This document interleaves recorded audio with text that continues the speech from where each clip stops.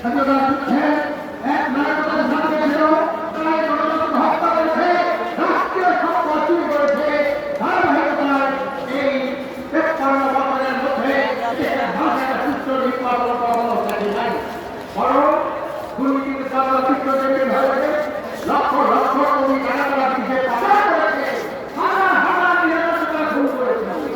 আওয়ামী লীগ থেকে একটা কথা বলে না, আওয়ামী লীগ আন্দোলনের না, আওয়ামী লীগ ধ্বংসের না, আওয়ামী লীগ কোনো কাজে না, আওয়ামী লীগের টাকা পাচারকারীর না, আওয়ামী লীগ লক্ষ লক্ষ মানুষকে নির্যাতন মিথ্যা হামলা দেওয়ার নাম।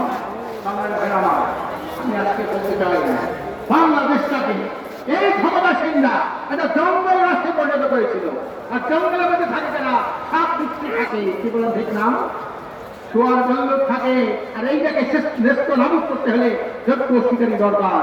আর ৫৩ বছরের মধ্যে দেশটাকে যেভাবে নির্মম ভাবে তারা এইভাবে শাসন করেছেন, নিপীড়ন করেছেন, এই জন্যে সকল ইসলামী দল, দেশপ্রেমিক দল আজ ঐক্যবদ্ধ হয়েছে। আমি সবাইকে বলি, এই ঐক্য যদি আবার শেষে দেশে যদি আবার এই দেশে আসতে পারে, যদি আসতে পারে, ক্ষমতা নিতে পারে, কেউ ফিরে চান না। এই জন্যে এখন থেকে আমাদের ঐক্যবদ্ধ হতে হবে। পিয়ারের দাবি উঠছে, পিয়ার হল সমস্ত ফেসিবাদ,